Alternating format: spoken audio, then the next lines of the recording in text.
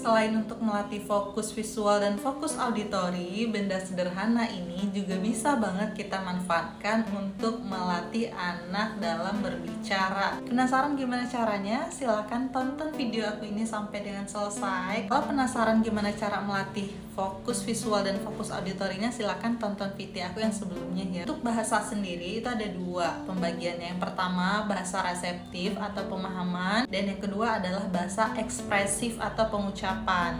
Itu yang disebut dengan berbicara kemudian ya. Nah, lagi-lagi dengan benda yang sama, gimana caranya supaya kita bisa melatih anak berbicara gitu kan? Pertama tadi bahasa reseptif pemahaman. Kita bisa meletakkan 4 bagian ini ya, kita letakkan boleh di atas meja atau di lantai, lalu minta anak mengambil salah satu dari yang ada nih, misalnya dari kata yang paling mudah deh. Jadi kalau kita mengajar berbicara itu harus dari kata yang termudah ya, mama, papa, konsonannya sama, vokalnya sama gitu.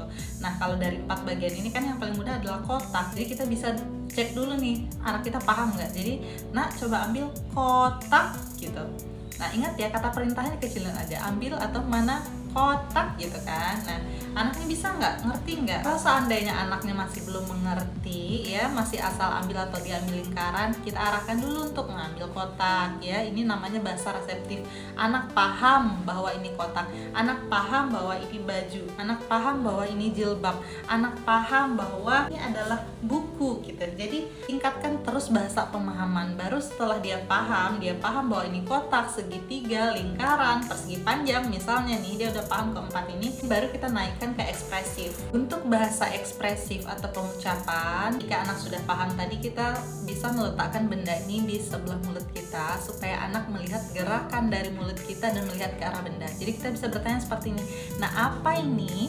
Kita tunggu respon si anak. Kalau dia masih belum bisa, tapi sudah paham ya, catatan ya, dia belum bisa mengucapkan, kita minta dia menirukan dengan menunjuk seperti simbol ya, ko tak, apa nak, ko tak gitu. Jadi per suku dipenggal ya.